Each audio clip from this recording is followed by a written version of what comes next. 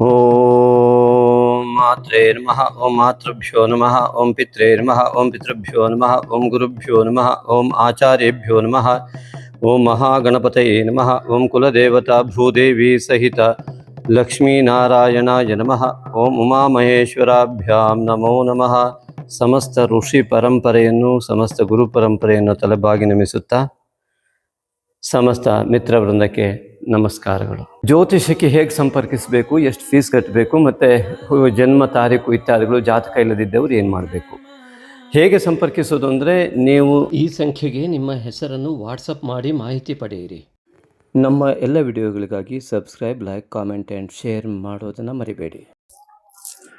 ಪುಷ್ಯಮಾಸ 20/12/25 18/1/26 ಗ್ಯಾಗೋರಿಯನ್ calendar ಪ್ರಕಾರ ಪುಷ್ಯ ಮಾಸದಲ್ಲಿ ಗೋಚಾರ ಅತ್ಯದ್ಭುತವಾಗಿ ಈ ಒಂದು ಧನುರಾಶಿಯಿಂದ ಮೀನರಾಶಿಯವರಿಗೆ ಗೋಚರವಾಗ್ತಾ ಇರುವಂಥದ್ದು. ಉತ್ತರಾಯಣ ಪುಣ್ಯಕಾಲವು ಪ್ರಾರಂಭವಾಗುವಂತಹ ಒಂದು ವ್ಯವಸ್ಥೆ ಈ ಒಂದು ಪುಷ್ಯ ಮಾಸದಲ್ಲಿ ರವಿಯು ಮಕರ ರಾಶಿಯನ್ನು ಪ್ರವೇಶ ಮಾಡುತ್ತಿರುವಂಥದ್ದು. 20/12/25 ಶುಕ್ರ ಗ್ರಹವು ಧನುರಾಶಿಯನ್ನು ಪಾಡ್ಯದಂದು ಈ ಒಂದು ವೃಶ್ಚಿಕ ರಾಶಿಯಿಂದ ಧನುರಾಶಿಯನ್ನು ಪ್ರವೇಶ ಮಾಡ್ತಾ ಇರುವಂಥದ್ದು.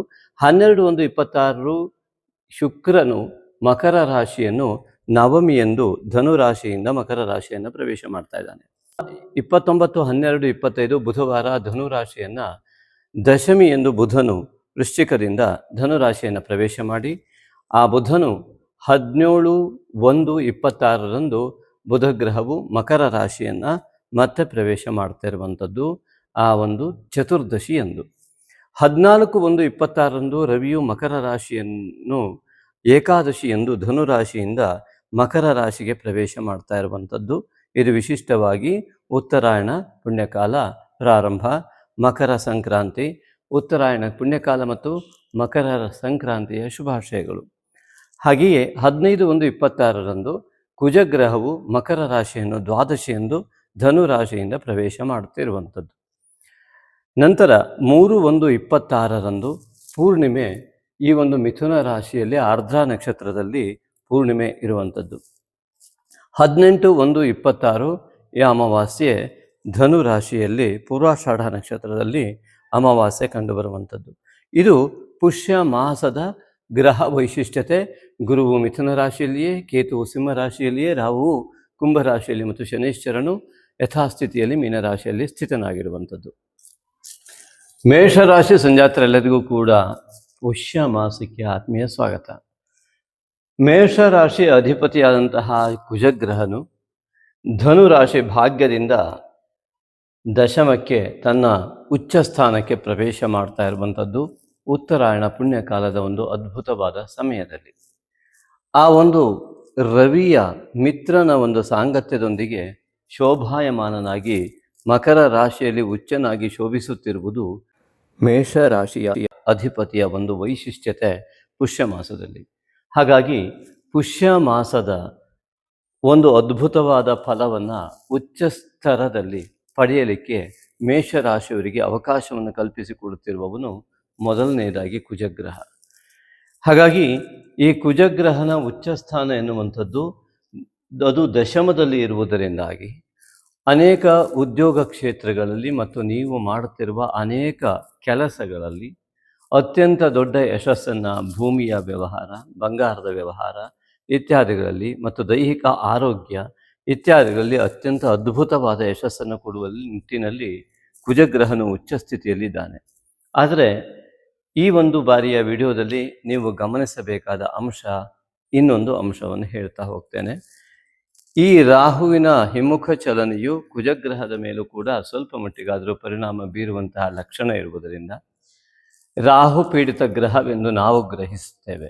ಆದ್ದರಿಂದ ರಾಹುವಿನ ಒಂದು ದೋಷಕ್ಕೆ ಒಳಗಾಗದವರಿಗೆ ಕುಜಗ್ರಹ ಅತಿ ದೊಡ್ಡ ಫಲವನ್ನು ಕೊಡುತ್ತೆ. ಹಾಗಂದರೆ ಏನು ಅಂದರೆ, ರಾಹುವಿನಿಂದ ಇರತಕ್ಕಂತಹ, ರಾಹುವಿನಿಂದ ಉಂಟಾಗುವ ಭ್ರಮೆ ಮತ್ತು ಹಠ ಇತ್ಯಾದಿ ವ್ಯವಸ್ಥೆಗಳೇನಿದೆ, ಇದರಿಂದ ದೂರ ಇದ್ದವರಿಗೆ ಕುಜಗ್ರಹದ ಉತ್ತಮ ಫಲ ಲಭ್ಯವಾಗುತ್ತೆ. ಆದ್ದರಿಂದಾಗಿ ರಾಹು ಪೀಡಿತರಾದಂತಹ ಗ್ರಹಸ್ಥಿತಿಯು ನಿಮ್ಮ ಜಾತಕದಲ್ಲಿದ್ದರೆ ಈಗ ನಿಮಗೆ ಅನೇಕ ವಿಧವಾದ ಅನಾರೋಗ್ಯ ಕೂಡ ಉಂಟಾಗುವ ಲಕ್ಷಣಗಳು ನಿಮ್ಮ ಜಾತಕದ ಮೇಲೆ ಅವಲಂಬಿಸಿ ಇರುತ್ತದೆ. ಹಾಗಾಗಿ ಆರೋಗ್ಯದ ಕಡೆ ಕೂಡ ಹೆಚ್ಚಿಗೆ ಗಮನ ಬೇಕು. ಆದರೆ ಪುಷ್ಯ ಮಾಸದಲ್ಲಿ ಉಚ್ಚ ಕುಜನ ಒಂದು ಪರಿಣಾಮದಿಂದ ಯಶಸ್ಸು ಕಟ್ಟಿಟ್ಟ ಬುತ್ತಿ ಎಂಬುದು ನಮಗೆ ಕಂಡುಬರುವಂಥದ್ದು. ದ್ವಿತೀಯಾಧಿಪತಿಯಾದ ಶುಕ್ರನು ಅಷ್ಟಮದಿಂದ ಭಾಗ್ಯಕ್ಕೂ ಭಾಗ್ಯದಿಂದ ದಶಮಕ್ಕೂ ಬರ್ತಾ ಇರ್ತಕ್ಕಂಥದ್ದು. ಸಪ್ತಮಾಧಿಪತಿಯಾಗಿ ಈ ಒಂದು ಶುಕ್ರನು ದ್ವಿತೀಯಾಧಿಪತಿಯಾಗಿ ಅಷ್ಟಮದಿಂದ ಭಾಗ್ಯಕ್ಕೆ ಪ್ರವೇಶ ಮಾಡುವಂಥದ್ದು ದೇವಿಯ ಆರಾಧಕರಿಗೆ ಅತ್ಯುತ್ತಮವಾದ ಶುಕ್ರ ಕುಜ ಯುತಿ ಇತ್ಯಾದಿಯಿಂದ ಎರಡೂ ಕಡೆ ಕಂಡುಬರುವುದರಿಂದ ಅತ್ಯುತ್ತಮವಾದ ಫಲ ಲಭ್ಯವಾಗತ್ತೆ. ಅದರಲ್ಲೂ ಅಮಾವಾಸ್ಯೆಯ ದಿನ ದೇವಿಯ ಆರಾಧನೆ, ಈಶ್ವರ ಆರಾಧನೆ, ಆಂಜನೇಯನ ಆರಾಧನೆಯನ್ನು ಮಾಡ್ತಾ ಇರ್ತಕ್ಕಂತಹ ವ್ಯಕ್ತಿಗಳಿಗೆ ಆ ದಿನದ ಅಮಾವಾಸ್ಯೆ ಎಂದು ಮಾಡುವಂತಹ ಒಂದು ಶುಭ ಧ್ಯಾನಾದಿಗಳು, ಅನುಷ್ಠಾನಾದಿಗಳ ಅತ್ಯುತ್ತಮ ಫಲ ಲಭ್ಯವಾಗುವಂತೆ ಶುಕ್ರನು ನೀಡ್ತಾ ಇದ್ದಾನೆ. ಹಾಗೆ ಕುಜಗ್ರಹವು ಕೂಡ ಅದಕ್ಕೆ ಪೂರಕವಾಗಿದೆ. ಅದೇ ರೀತಿಯಾಗಿ ಎಲ್ಲ ರೀತಿಯಿಂದಲೂ ಭಾಗ್ಯವನ್ನು ಉದಯ ಮಾಡ್ತಾ ಇರ್ತಕ್ಕಂತಹ ಶುಕ್ರನು ಕೂಡ ದ್ವಿತೀಯಾಧಿಪತಿಯಾಗಿ ಹಣಕಾಸಿನ ಕಾರಕನಾಗಿ ಹಣಕಾಸಿನ ಅಧಿಪತಿಯಾಗಿ ಕಂಡುಬರುವಂಥದ್ದು. ಹಾಗಾಗಿ ಹಣಕಾಸಿನ ವಿಚಾರದಲ್ಲಿ ಅನೇಕ ಸಾಲಬಾಧೆಗಳು ತೀರುವಂತಹ ಯೋಗ ಈಗ ಸೃಷ್ಟಿಯಾಗುವುದು ಈ ಪುಷ್ಯ ಮಾಸದಲ್ಲಿ. ಅದೇ ರೀತಿಯಾಗಿ ವಿಶೇಷವಾಗಿ ಪುಷ್ಯ ಮಾಸದಲ್ಲಿಯೇ ಶುಕ್ರನು ಸಪ್ತಮಾಧಿಪತಿಯು ಭಾಗ್ಯದಲ್ಲಿ ಬರುವಂಥದ್ದು. ಕುಲದೇವತಾ ಒಂದು ಸಂಪೂರ್ಣ ಅನುಗ್ರಹ ಇದ್ದವರಿಗೆ ಕುಲ ಅಭಿವೃದ್ಧಿ ಆಗುವುದಕ್ಕಾಗಿ ವಿವಾಹ ಯೋಗ, ಉತ್ತಮ ಸಂಗಾತಿಯ ಯೋಗ ಆ ಒಂದು ಪ್ರೇಮಿಗಳಿಗೂ ಕೂಡ ಲಭ್ಯ. ಗಂಡ ಹೆಂಡತಿರಲ್ಲಿ ಅತ್ಯುತ್ತಮವಾದ ಸಾಮರಸ್ಯತೆ ಉಂಟಾಗುವ ಮಹಾಯೋಗ. ಕುಲದೇವರಲ್ಲಿ ಆ ಒಂದು ಪ್ರಾರ್ಥನೆಯನ್ನು ಮಾಡಿದಾಗ ಉತ್ತಮವಾದ ಕುಲ ಅಭಿವೃದ್ಧಿ ಆಗುವುದಕ್ಕಾಗಿ ಉತ್ತಮ ಸಕಾಲ ಕೂಡ ಕೂಡಿ ಬಂದಂತೆ ಕಂಡುಬರುತ್ತಿರುವುದು. ಇನ್ನು ತೃತೀಯಾಧಿಪತಿಯಾದಂತಹ ಬುಧನು ಈ ಒಂದು ಅಷ್ಟಮದಿಂದ ಭಾಗ್ಯಕ್ಕೆ ಬಂದು ಭಾಗ್ಯದಿಂದ ಮತ್ತೆ ಅದೇ ಶುಕ್ರನ ಜೊತೆಗೆ ದಶಮಕ್ಕೆ ಹೋಗುವುದರಿಂದ ಹಣಕಾಸಿನ ವ್ಯವಸ್ಥೆ, ಮಾತುಕತೆ, ವ್ಯವಹಾರಾದಿಗಳು ಮತ್ತು ಕೆಲವೊಂದು ಷಷ್ಠಾಧಿಪತಿಯು ಬುಧನಾಗುವುದರಿಂದ ರೋಗದ ವಿಚಾರದಲ್ಲೂ ಗ್ಯಾಸ್ಟ್ರಿಕ್ ಅಥವಾ ನೀರಿನಿಂದ ಉಂಟಾಗುವ ಅಲರ್ಜಿ ಇತ್ಯಾದಿಗಳ ಕಡೆ ಕೂಡ ಗಮನ ಕೊಡಬೇಕಾಗತ್ತೆ. ಕುಲದೇವತಾ ಆರಾಧನೆಯನ್ನು ಮಾಡ್ತಾ ಸಹೋದರರ ಸಹಕಾರ ಇತ್ಯಾದಿಗಳಿಂದ ಬುಧಗ್ರಹದಿಂದ ಸಹೋದರರ ಉತ್ತಮವಾದ ಮಾತುಕತೆಗಳು ಎಲ್ಲವೂ ಲಭ್ಯವಾಗುವ ಯೋಗ ಇದೆ. ಅವರ ಸಹಕಾರ ಸಿಗುವಂಥದ್ದು. ಅನೇಕ ವಿಧದ ಮಾತುಕತೆಯಲ್ಲಿ ಭೂ ವ್ಯವಹಾರಾದಿಗಳಲ್ಲಿ ಉತ್ತಮವಾದಂತಹ ಫಲ, ಭೂ ವ್ಯಾಜ್ಯಾದಿಗಳಲ್ಲಿ ಅತ್ಯುತ್ತಮವಾದಂತಹ ಫಲವನ್ನು ಅತಿ ಶೀಘ್ರವಾಗಿ ಪಡೆಯುವಂಥ ಯೋಗ ಕೂಡ ಈ ಒಂದು ಬುಧಗ್ರಹದಿಂದ ಮತ್ತು ರವಿಯ ಗ್ರಹದ ಯುತಿಯಿಂದ, ಕುಜಗ್ರಹದ ಯುತಿಯಿಂದ ಕಂಡು ಬರ್ತಾ ಇರುವಂಥದ್ದು. ಮತ್ತು ತೃತೀಯದಲ್ಲಿಯೇ ಭಾಗ್ಯಾಧಿಪತಿ ಇದ್ದು ಭಾಗ್ಯದಲ್ಲಿರುವಂತಹ ತೃತೀಯಾಧಿಪತಿಯನ್ನು ದೃಷ್ಟಿ ಮಾಡ್ತಿರುವ ಗುರುವು ಅತ್ಯಂತ ದೊಡ್ಡ ಬಲವನ್ನು ಮಾತುಕತೆ, ನಿಮ್ಮ ಸಂಸ್ಕಾರ, ನಿಮ್ಮ ಪ್ರಯತ್ನ ಮತ್ತು ನಿಮ್ಮ ಒಳಗಿರುವಂತಹ ವಿಶೇಷವಾದಂತಹ ಕೌಶಲ್ಯ ಇವೆಲ್ಲವನ್ನು ಕೂಡ ಮೇಲ್ಮಟ್ಟಕ್ಕೆ ತರುವಂತಹ ಒಂದು ವ್ಯವಸ್ಥೆಯನ್ನು ಈ ಒಂದು ಗುರುಗ್ರಹ ದೃಷ್ಟಿಯಿಂದಲೇ ಇಲ್ಲಿ ತಾನಾಗಿಯೇ ಅವಕಾಶಗಳು ಲಭ್ಯವಾಗುವ ಮಹಾಯೋಗ ಈ ಒಂದು ಪುಷ್ಯ ಮಾಸ ನಿಮಗೆ ನೀಡುತ್ತೆ. ಆದರೆ ಯಾರ ಜಾತಕದಲ್ಲಿ ಗುರುಗ್ರಹದ ವ್ಯವಸ್ಥೆಯೇ ಸರಿ ಇಲ್ಲವೋ ಅಲ್ಲಿ ಸ್ವಲ್ಪ ಸಮಸ್ಯೆ. ಅಷ್ಟೇ ಅಲ್ಲ, ರಾಹು ಪೀಡಿತವಾದ ಗ್ರಹಗಳು ನಿಮ್ಮ ಜಾತಕದಲ್ಲಿದ್ದರೆ ಇಲ್ಲೂ ಕೂಡ ರಾಹು ಪೀಡಿತವಾದಾಗ ಇದು ಸಮಸ್ಯೆಯನ್ನು ಉಂಟು ಮಾಡುವ ಲಕ್ಷಣಗಳು ಕೂಡ ಇವೆ. ಆದ್ದರಿಂದ ಮಾತುಕತೆಯಲ್ಲಿ ಹಠವಿಲ್ಲದ ಛಲವಿರುವ ಮಾತುಕತೆಗಳು, ಸಂಸ್ಕಾರಯುಕ್ತವಾದ ಮಾತುಕತೆಗಳು ನಿಮಗೆ ಯಶಸ್ಸನ್ನು ಕೊಡಬಲ್ಲವು. ಕುಜನು ಅತ್ಯಂತ ಶೀಘ್ರಕಾರಿಯಾದಂತಹ ಚಿಂತನಾ ಬಲವನ್ನು ಕೊಡುವುದರಿಂದಾಗಿ ಆ ಒಂದು ಮಹಾಚಿಂತನೆ ಸಂಪೂರ್ಣ ಯಶಸ್ಸನ್ನು ಪಡೆಯುವ ನಿಟ್ಟಿನಲ್ಲಿ ಈ ಗೃಹಸ್ಥಿತಿಗಳು ನಿಮಗೆ ಸಂಪೂರ್ಣವಾಗಿ ಸೂಚಿಸುತ್ತಿವೆ. ಇನ್ನು ಚತುರ್ಥಾಧಿಪತಿಯಾದಂತಹ ಚಂದ್ರನು ಗುರುವಿನ ಜೊತೆಗೆ ಮತ್ತೆ ಈ ಬಾರಿಯೂ ಕೂಡ ಪೌರ್ಣಿಮೆಯಂದು ಗುರುವಿನ ಜೊತೆಗೆ ಇರುವಂತಹ ಮಹಾಗಜಕೇಸರಿ ಯೋಗವನ್ನು ಉಂಟು ಮಾಡಿದ್ದಾನೆ. ಈ ನಾಲ್ಕನೇ ಮನೆ, ಯಾರು ಮನೆ ಕಟ್ಟುವ ಚಿಂತನೆ ಇದ್ದವರಿಗೆ ಮತ್ತು ಮಾನಸಿಕ ಅತೃಪ್ತಿ ಇದ್ದವರಿಗೆ ಅದು ಸಂಪೂರ್ಣ ತೃಪ್ತಿಯಾಗುವಂತಹ ವ್ಯವಸ್ಥೆ ಈ ಒಂದು ಗುರುಚಂದ್ರ ಯುತಿಯಿಂದ. ಅದರಲ್ಲೂ ಪೌರ್ಣಿಮೆಯಂದು ಮತ್ತು ಗುರುವಾರದಂದು ಮಾಡುವ ಸಾಯಂಕಾಲದ ಧ್ಯಾನ ಅಥವಾ ತಪಸ್ಸು, ಅನುಷ್ಠಾನ ಇತ್ಯಾದಿಗಳು ನಿಮ್ಮ ಲೌಕಿಕವಾದಂತಹ ಅನೇಕ ಕಾಮನೆಗಳಿಗೆ ಸಂಪೂರ್ಣ ಫಲ ನೀಡುವ ಒಂದು ಸಾಮರ್ಥ್ಯವನ್ನು ಹೊಂದುತ್ತದೆ. ಪೂರ್ವ ಜನ್ಮದಿಂದ ಬಂದಂತಹ ಒಂದು ನಿಮ್ಮ ವೈಯಕ್ತಿಕವಾದ ಸಾಧನೆಯ ಜ್ಞಾನವನ್ನು ಕೊಡುವಂತಹ ಸಾಧ್ಯತೆ ಆ ಪೌರ್ಣಿಮೆಯ ಧ್ಯಾನದಿಂದ ನಿಮಗೆ ಲಭ್ಯವಾಗಬಲ್ಲದು.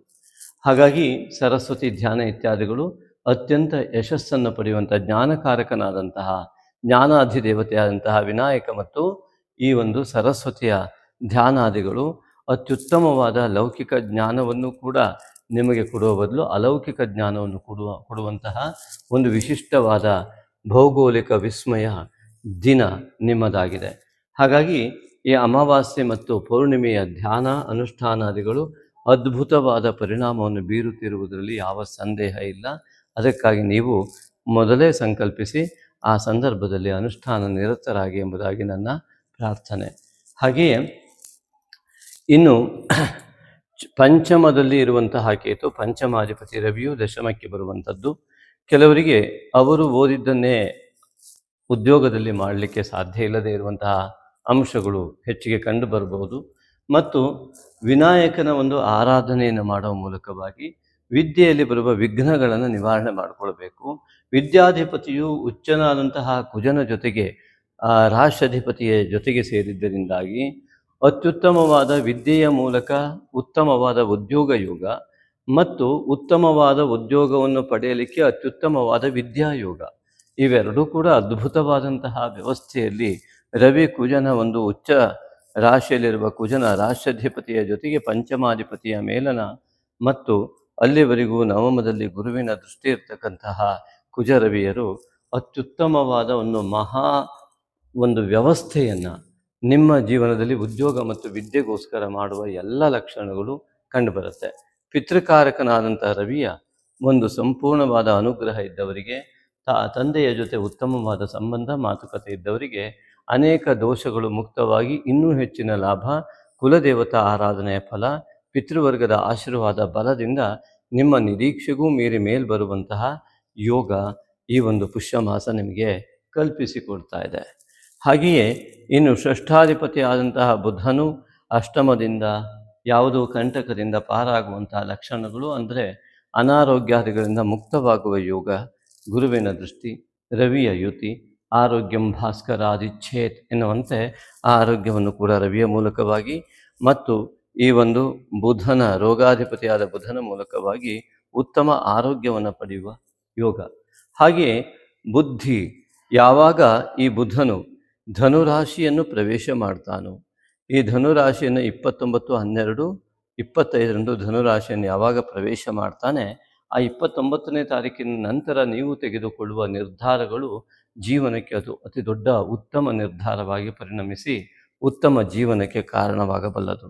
ಹಾಗಾಗಿ ವಾಕ್ಕಾರಕನಾದ ಬುಧನು, ನಿಶ್ಚಯವನ್ನು ಮಾಡ್ತಕ್ಕಂತಹ ಬುದ್ಧಿಯು ಎರಡೂ ಕೂಡ ಅತ್ಯುತ್ತಮವಾದಂತಹ ಮಾತಿನ ಮೂಲಕ ತೆಗೆದುಕೊಳ್ಳುವ ನಿರ್ಧಾರ, ಮನಸ್ಸಿನಲ್ಲಿ ಮೂಡಿದ ನಿರ್ಧಾರವನ್ನು ಮಾತಿನ ಮೂಲಕ ವ್ಯಕ್ತಪಡಿಸುವ ಯೋಗ, ಇವೆಲ್ಲವೂ ಕೂಡ ಅತ್ಯುತ್ತಮವಾದಂತಹ ಫಲವನ್ನು ಕೊಡುವಂತೆ ಬುಧಗ್ರಹದಿಂದ ಲಭ್ಯವಾಗತ್ತೆ. ಆ ಸೂಚನೆ ಇಲ್ಲಿ ಕಂಡುಬರುತ್ತೆ.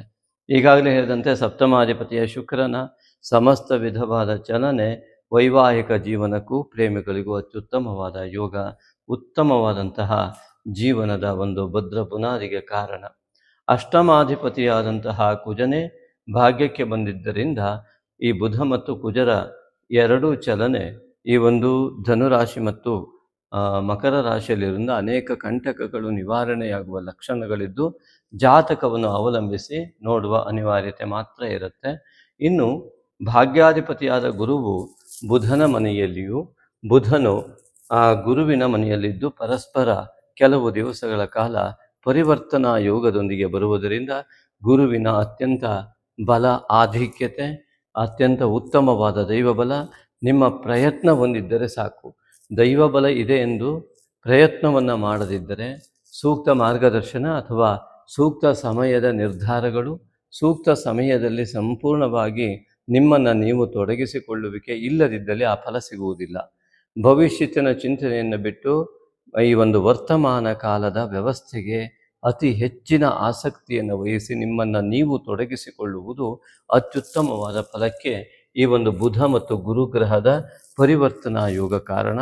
ಈ ಒಂದು ಉತ್ತಮವಾದಂತಹ ಮಾತನಾಡುವಂತಹ ಶಕ್ತಿ ಉಳ್ಳಂತಹ ವ್ಯಕ್ತಿಗಳು ಅತ್ಯುತ್ತಮವಾದಂತಹ ವಾಗ್ಝರಿಗಳ ಮೂಲಕವಾಗಿ ತಮ್ಮ ಬಿಸ್ನೆಸ್ ಇರ್ಬೋದು, ವೃತ್ತಿಯಲ್ಲಿರ್ಬೋದು ಅಥವಾ ಸಾಮಾಜಿಕವಾದ ಮನ್ನಣೆ ಇರ್ಬೋದು, ಅತ್ಯುತ್ತಮವಾದ ಯಶಸ್ಸನ್ನು ಗಳಿಸುವಂತಹ ಮಹಾಯೋಗ ಗುರು ಬುಧರ ಪರಸ್ಪರ ಪರಿವರ್ತನಾ ಯೋಗ ಮತ್ತು ದೃಷ್ಟಿಯಿಂದ ಲಭ್ಯವಾಗಬಲ್ಲದು.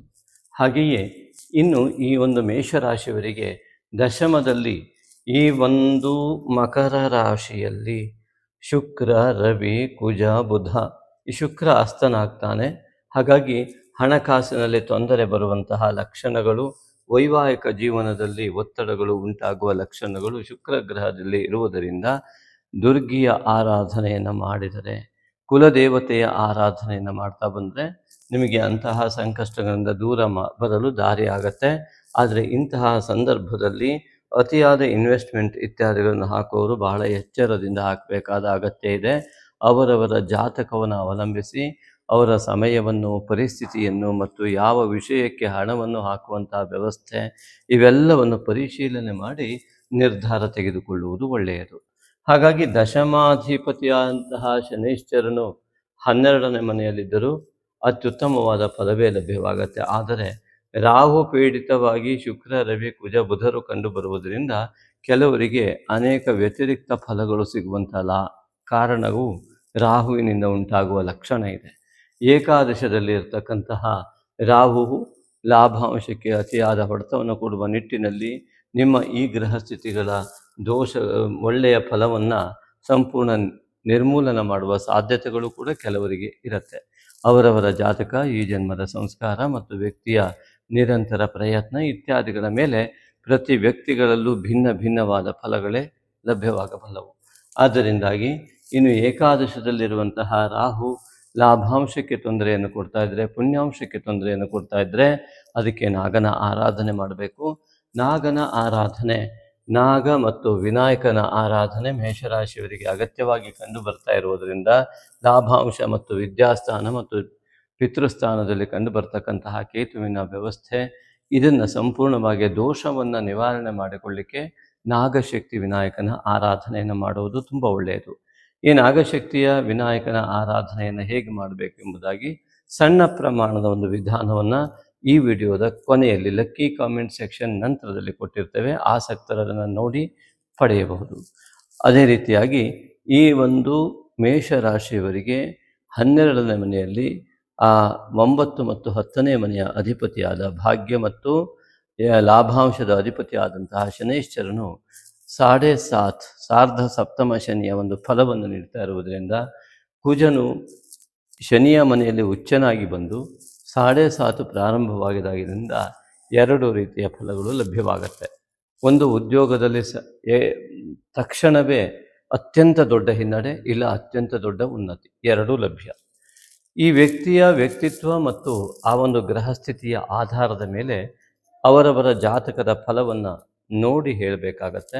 ಶನೈಶ್ವರನ ಉತ್ತಮ ಸ್ಥಿತಿ ಇದ್ದಲ್ಲಿ ನಿಮ್ಮ ಜಾತಕದಲ್ಲಿ ಉತ್ತಮವಾದ 7.5 ಫಲ ನಿಮಗೆ ಲಭ್ಯವಾಗುತ್ತೆ. ಅಂದರೆ ಪೂರ್ವಜನ್ಮದ ಕರ್ಮಫಲದಾತಾರನಾದಂತಹ ಕರ್ಮಫಲದಾತ ಶನೈಶ್ಚರ. ಹಾಗಾಗಿ ಯಾವ ಕರ್ಮವನ್ನು ಅವನು ಈ ಒಂದು ಸಮಯದಲ್ಲಿ ನಿಮಗೆ ಕೊಡೋದಕ್ಕೆ ಉದ್ಯುಕ್ತನಾಗ್ತಾನೆ ಅನ್ನುವುದು ನಿಮ್ಮ ಜಾತಕದ ದಶಾಭುಕ್ತಿಗಳು, ನಿಮ್ಮ ಜಾತಕದ ಫಲಗಳ ಜೊತೆಗೆ ಉಂಟಾಗುತ್ತೆ. ಜಾತಕವು ಕುಜನನ್ನು ಪ್ರಾಧಾನ್ಯತೆ ಇಟ್ಟುಕೊಂಡಾಗ ಕೆಲವು ವ್ಯಕ್ತಿಗಳು ಈ ಜನ್ಮದಲ್ಲಿ ಇದೇ ರಾಶಿಯವರು ಅತ್ಯಂತ ಅಹಂಕಾರಿಗಳಿರಬಹುದು, ಇನ್ನೊಬ್ಬರು ಅತ್ಯಂತ ಸಹನಾಶೀಲರಿರಬಹುದು. ಯಾಕೆಂದರೆ ಈ ಜನ್ಮದಲ್ಲಿ ಅವರು ಆ ಕುಜಗ್ರಹವನ್ನೇ ಯಾವ ರೀತಿಯಾಗಿ ತಮ್ಮಲ್ಲಿರುವ ರಜೋಗುಣವನ್ನು ಬಳಸ್ತಾ ಇದ್ದಾರೆ. ಕಾಮ ಯೇಷ ಕ್ರೋಧ ಯೇಷ ರಜೋಗುಣ ಸಮುದ್ಭವ ಎನ್ನುವಂತೆ ಕುಜಗ್ರಹವು ದಕ್ಷಿಣದಲ್ಲಿ ನವಗ್ರಹದಲ್ಲಿ ಸ್ಥಾಪನೆ ಆಗುವಂಥದ್ದು ರಕ್ತವರ್ಣ. ಆ ಒಂದು ನರ ದೌರ್ಬಲ್ಯತೆಗೆ ಇತ್ಯಾದಿಗಳಿಗೆ ಕಾರಣವಾಗುವಂತಹ, ರಕ್ತದ ದೋಷಗಳಿಗೆ ಕಾರಣವಾಗುವಂತಹ ಕುಜಗ್ರಹ ಕೇವಲ ದೋಷಕ್ಕೊಂದೇ ಅಲ್ಲ, ಉತ್ತಮ ರಕ್ತಕ್ಕೂ ಮತ್ತು ಉತ್ತಮವಾದಂತಹ ಕ್ರಿಯಾಶೀಲತೆಗೂ ಅದೇ ರಜೋಗುಣದ ಕುಜಗ್ರಹನು ಕಾರಣನಾಗಿ ಸೂಚಿಸುತ್ತಿರುತ್ತಾನೆ. ಆದ್ದರಿಂದ ನೀವು ಮಾಡುವ ಕರ್ಮಗಳು ಈ ಕುಜಗ್ರಹಕ್ಕೆ ಸಂಬಂಧಪಟ್ಟು ಉಚ್ಚಸ್ತರದಲ್ಲಿದ್ದರೆ ಶನೈಶ್ವರನಿಂದ ಉತ್ತಮವಾದ ಫಲ ಲಭ್ಯವಾಗುತ್ತೆ. ಒಮ್ಮೆ ಅದು ಸಾಮಾನ್ಯವಾಗಿ ಅಹಂಕಾರಯುಕ್ತವಾಗಿದ್ದರೆ, ರಜೋಗುಣದಿಂದ ತುಂಬಿರುವಂತಹ ವ್ಯವಸ್ಥೆ ಇದ್ದಲ್ಲಿ, ಹಾಗಾಗಿ ಈ ಕರ್ಮಫಲದಾತನಾದಂತಹ ಶನೈಶ್ಚರನು 7.5 ಅನೇಕರಿಗೆ ಅತ್ಯಂತ ತುಂಬ ದೊಡ್ಡ ಹೊಡೆತ ಕೊಡುವಂತಹ ಸಾಧ್ಯತೆಗಳು ಕೂಡ ಇವೆ. ಶನಿ ಮತ್ತು ಕುಜ ಅತಿಯಾಗಿ ಸಮಸ್ಯೆ ಆದಾಗ ನಿಮ್ಮ ಜಾತಕವನ್ನು ಪರಿಶೀಲನೆ ಮಾಡಿಕೊಳ್ಳದೆ ಹೇಳಲಿಕ್ಕೆ ಬರಲ್ಲ, ಅಥವಾ ಪ್ರಶ್ನೆ ಮಾರ್ಗವನ್ನು ನೋಡಿ ಅನುಸರಿಸಬೇಕಾಗತ್ತೆ ಜಾತಕ ಇಲ್ಲದೆ ಇದ್ದವರಿಗೆ. ಅವರಿಗೆ ಈ ಒಂದು ಸಂದರ್ಭದಲ್ಲಿ ದಯವಿಟ್ಟು ಹೆಲ್ಮೆಟ್ ಹಾಕ್ಕೊಂಡು ಗಾಡಿ ಹೊಡೀರಿ. ಕಾಲಿಗೆ ಮತ್ತು ತಲೆಗೆ ಏಟಾಗುವಂಥ ಸಾಧ್ಯತೆಗಳು ಅಥವಾ ರಕ್ತಸ್ರಾವ ಇತ್ಯಾದಿಗಳು, ಹಲ್ಲಿನ ತೊಂದರೆಗಳು ಇತ್ಯಾದಿಗಳು ಬರುವಂಥ ಎಲ್ಲ ಲಕ್ಷಣಗಳಿರುವುದರಿಂದಾಗಿ ತಾವು ಅತ್ಯಂತ ಎಚ್ಚರಿಕೆ ವಹಿಸಿ ಪುಷ್ಯ ಮಾಸವನ್ನು ನಿಭಾಯಿಸಬೇಕು. ಸಾರ್ಧ ಸಪ್ತಮ ಶನಿಯ ಉತ್ತಮ ಫಲವನ್ನು ಪಡೆಯುವಲ್ಲಿ ಆ ಕರ್ಮ ಫಲದಾತನು ನಿಮಗೆ ಉತ್ತಮ ಫಲ ಕೊಡುವ ನಿಟ್ಟಿನಲ್ಲಿ ನಿಮ್ಮ ಹೆಜ್ಜೆ ಇದ್ದಾಗ ಖಂಡಿತವಾಗಿಯೂ ಸಾರ್ಧ ಸಪ್ತಮ ಶನಿ ನಿಮಗೆ ಉತ್ತಮ ಫಲವನ್ನು ನೀಡ್ತಾನೆ. ನಮಸ್ತೆ. ಈಗ ಮಾರ್ಗಶಿರ ಮಾಸದ ಲಕ್ಕಿ ಕಾಮೆಂಟ್ ಸಮಯ ಬಂದಾಯಿತು. ಇಲ್ಲಿ ನೋಡಿ, ತುಳುನಾಡ ಕುಮಾರಿ ಎನ್ನುವರು ಒಂದು ಕಾಮೆಂಟ್ ಹಾಕಿದ್ದಾರೆ. ನಾನು ಮೊದಲ ಬಾರಿ ನಿಮ್ಮ ವಿಡಿಯೋ ವೀಕ್ಷಿಸುತ್ತಿದ್ದೇನೆ. ನನ್ನ ಪ್ರಶ್ನೆ, ನನಗೆ 43 ವರ್ಷದವರೆಗೆ ಎಷ್ಟೇ ಕಷ್ಟ ಬಂದರೂ ದೇವರ ಮೇಲೆ ನಂಬಿಕೆ ಕಳೆದುಕೊಳ್ಳದೆ ತುಂಬ ಇಷ್ಟದಿಂದ ಪೂಜೆ ಮಾಡುತ್ತಿದ್ದ ನನಗೆ ಈಗ ದೇವರಿಗೆ ಕೈ ಮುಗಿಯಲು ಕೂಡ ಮನಸ್ಸಾಗುವುದಿಲ್ಲ, ಯಾಕೆ ಎನ್ನುವ ಪ್ರಶ್ನೆ ಮಾಡಿದ್ದಾರೆ. ಅವರ ಕಮೆಂಟ್ ಕೆಳಗಡೆನೆ ಶ್ರೀ ಮುಳುಗುಂದ ಅವರು ಕಾಮೆಂಟ್ ಮಾಡಿದ್ದಾರೆ. ಸರ್ ನಮಸ್ಕಾರ ಮುಳುಗುಂದ ಸ್ವಾಮಿ ಅವರೇ. ಇಲ್ಲಿ ಶ್ರೀ ಮುಳುಗುಂದ ಎನ್ನುವಂತಹ ಹೆಸರು ಇಲ್ಲಿ ಕಂಡು ಬರ್ತಾ ಇದೆ ಚಾನಲಲ್ಲಿ. ಅವರಿಗೆ ನಮ್ಮ ಆತ್ಮೀಯ ಧನ್ಯವಾದಗಳು ಮತ್ತು ನಮಸ್ಕಾರಗಳು. ಸರ್, ನಿಮ್ಮ ಕಮೆಂಟ್ ನಾವು ಓದ್ತಾ ಇದ್ದೇವೆ. ನಮಸ್ಕಾರ ಗುರುಜಿ, ನೀವು ಧ್ಯಾನ ಮತ್ತು ಸಾಧನೆ ಮಾಡುವ ಮಹತ್ವದ ಕುರಿತು ಹಾಗೆಯೇ ಕೋಪವನ್ನು ತೊರೆದು ಶಾಂತವಾಗಿರುವ ಬಗ್ಗೆ ಅನೇಕ ಬಾರಿ ಉಪದೇಶಿಸಿದ್ದೀರಿ. ನಿಮ್ಮ ಈ ಅಮೂಲ್ಯ ಮಾರ್ಗದರ್ಶನ ನನ್ನ ಜೀವನದಲ್ಲಿ ಅತೀವ ಪರಿಣಾಮಕಾರಿಯಾಗಿದೆ. ನಾನು ಪ್ರತಿದಿನ ಧ್ಯಾನದಲ್ಲಿ ಸಮಯ ಕಳೆಯುತ್ತಿದ್ದು ಅದು ನನಗೆ ಅಪಾರ ಶಕ್ತಿ ಮತ್ತು ಆಂತರಿಕ ಶಾಂತಿಯನ್ನು ನೀಡುತ್ತಿದೆ. ನಿಮ್ಮಂತಹ ಮಹಾನ್ ಗುರುಗಳಿಂದ ಇಂತಹ ದಿವ್ಯ ಮಾರ್ಗದರ್ಶನ ದೊರೆಯುತ್ತಿರುವುದಕ್ಕೆ ಹೃತ್ಪೂರ್ವಕವಾದಂತಹ ಕೃತಜ್ಞತೆಯನ್ನು ಸಲ್ಲಿಸುತ್ತೇನೆ ಎಂಬುದಾಗಿ ಬರೆದಿದ್ದಾರೆ.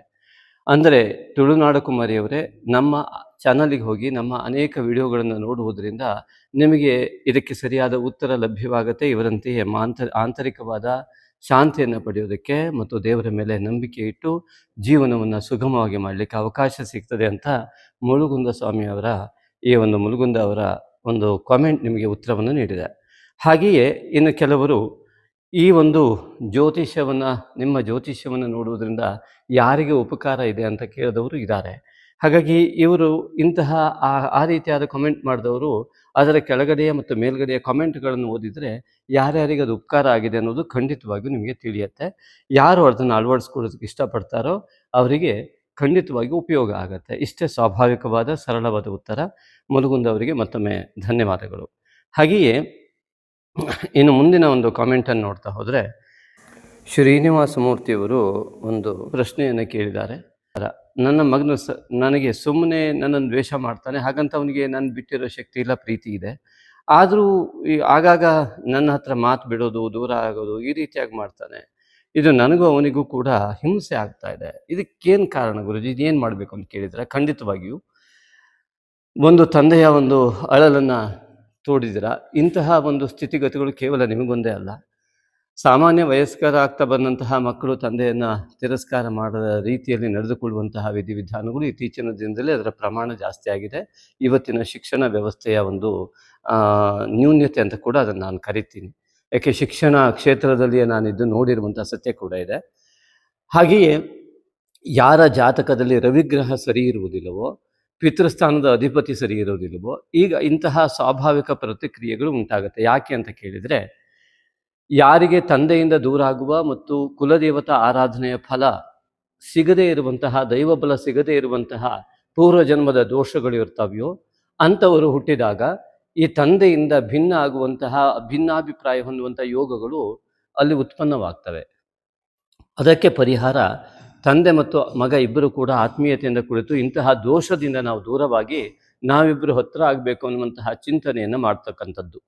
ಮಗುವಿನ ಜಾತಕದಲ್ಲಿ ಹೀಗಿದ್ದಾಗ ಅವನಿಗೆ ತಂದೆಯ ಆಶೀರ್ವಾದ ಸಿಗದೇ ಇರುವಂತಹ ದೋಷ ಬರುವುದರಿಂದ ನಿತ್ಯ ತಾಯಿ ತಂದೆಗೆ ನಮಸ್ಕಾರ ಮಾಡುವಂತಹ ಪ್ರಕ್ರಿಯೆಯನ್ನು ಸಣ್ಣ ಮಗುವಿಂದಲೇ ಅವರಿಗೆ ಇಷ್ಟ ಇಲ್ಲದಿದ್ದರೂ ಹೇಳಿ ಕಾಲ್ಮುಟ್ಟಿ ನಮಸ್ಕಾರ ಮಾಡಿಸಿಕೊಳ್ಳೋದು ಇದು ಮೊದಲನೇ ಪರಿಹಾರ. ಮತ್ತು ನಿತ್ಯ ತಾಯಿ ತಂದೆಗೆ ನಮಸ್ಕಾರ ಮಾಡುವಂತಹ ವ್ಯಕ್ತಿ ಈ ರೀತಿಯ ದೋಷದಿಂದ ಹೊರಗೆ ಬರ್ತಾನೆ.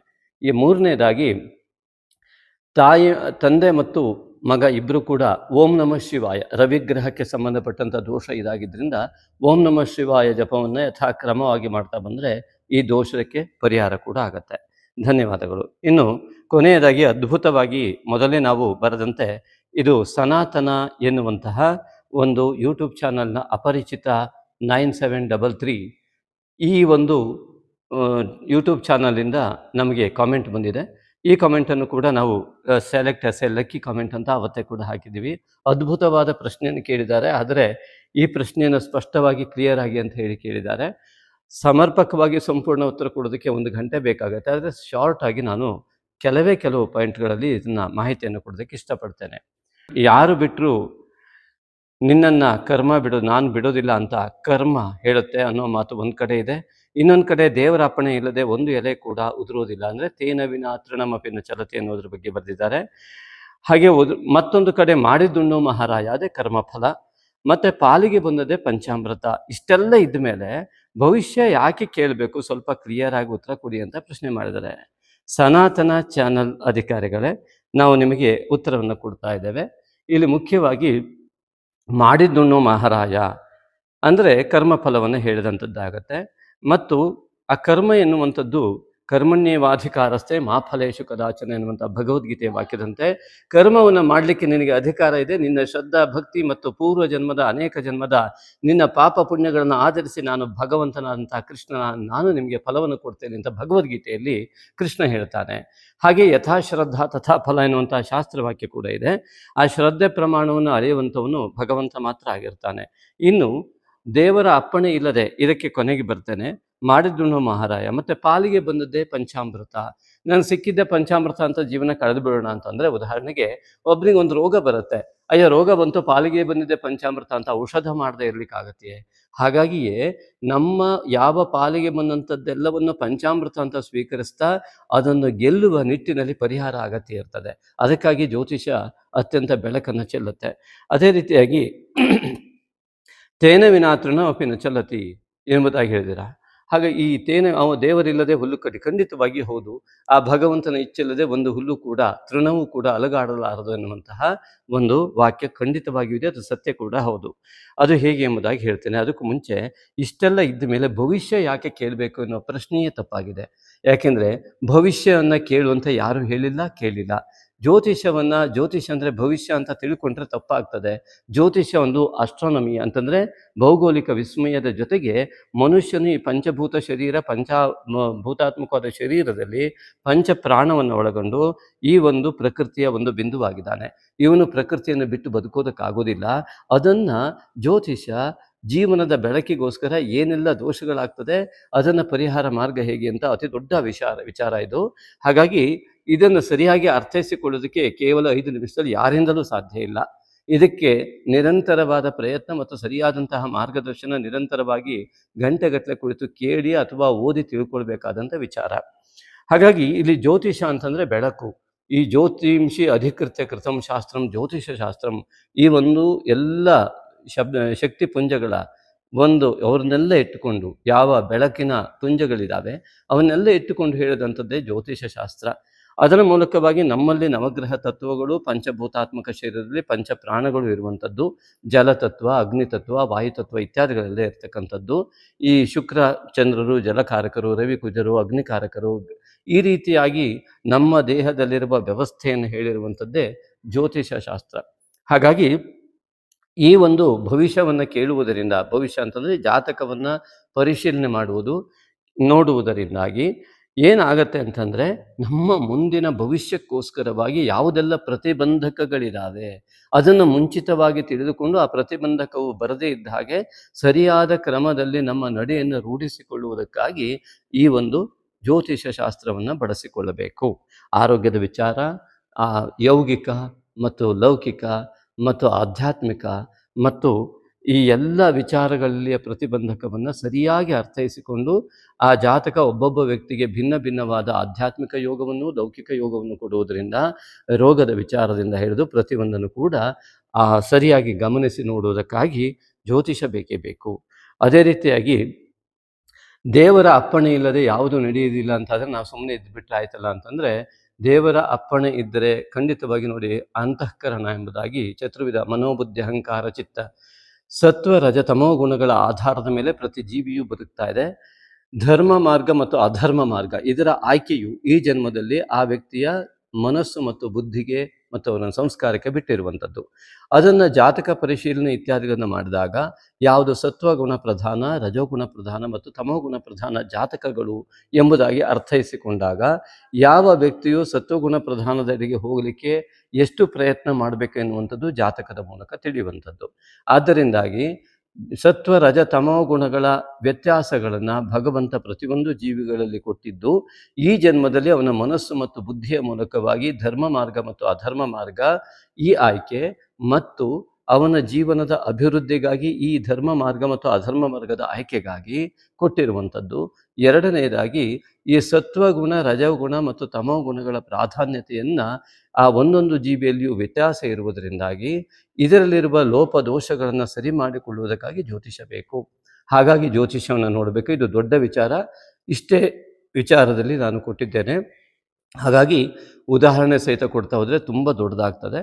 ದಯವಿಟ್ಟು ಈ ಒಂದು ಲಕ್ಕಿ ಕಾಮೆಂಟನ್ನು ಗಮನಿಸಿದಂಥ ಎಲ್ಲರೂ ಕೂಡ ಈ ಉತ್ತಮವಾದ ಪ್ರಶ್ನೆ ಕೇಳಿದ ಸನಾತನ ಚಾನಲ್ ಅವರಿಗೂ ಕೂಡ ಧನ್ಯವಾದಗಳನ್ನು ಅರ್ಪಣೆ ಮಾಡ್ತಾ, ಖಂಡಿತವಾಗಿಯೂ ಅಂತಹ ವಿಮರ್ಶೆ ಇದ್ದರೆ ಒಂದು ದಿವಸ ನೀವು ಕೂಡ ಬನ್ನಿ, ಕುಳಿತು ಒಂದು ವಿಡಿಯೋ ಮಾಡೋಣ. ಜನರಿಗೆ ಹೆಲ್ಪ್ ಆಗುತ್ತೆ ಅಂದರೆ ಇದರ ವಿಸ್ತಾರವಾದಂಥ ರೂಪವನ್ನು ನೋಡೋಣ. ಅದೇ ರೀತಿಯಾಗಿ ಭಗವದ್ಗೀತೆ 15-16 ಅಧ್ಯಯನ ಮಾಡಿ ಅದರಿಂದಲೂ ಕೂಡ ನಿಮಗೆ ಈ ಒಂದು ಸತ್ವ ರಜ ತಮೋ ಗುಣಗಳ ವ್ಯತ್ಯಾಸಗಳು ಭಗವಂತನ ಒಂದು ಅನತಿ ಇಲ್ಲದೆ ಯಾವುದೂ ನಡೆಯುವುದಿಲ್ಲ. ಆದರೆ ನಮಗೆ ಕೊಟ್ಟಂತಹ ಮನಸ್ಸು ಮತ್ತು ಬುದ್ಧಿಯ ಮೂಲಕವಾಗಿ ನಮಗೆ ಆಯ್ಕೆಯನ್ನು ಇದೇ ಮಾರ್ಗದಲ್ಲಿಯೇ ಈ 3 ಗುಣಗಳಲ್ಲಿಯೇ ನೀನು ಬದುಕು ಎಂಬುದಾಗಿ ಭಗವಂತನ ಸೃಷ್ಟಿಯನ್ನು ಬದಲಿಸಲಿಕ್ಕೂ ಕೂಡ ಯಾರಿಂದಲೂ ಆಗೋದಿಲ್ಲ. ಅದರ ಆಧಾರದ ಮೇಲೆಯೇ ನಾವು ನಮ್ಮ ನಡೆನುಡಿಗಳನ್ನು ನಡೆಸಿಕೊಂಡು ಹೋಗ್ತೇವೆ. ಧನ್ಯವಾದಗಳು.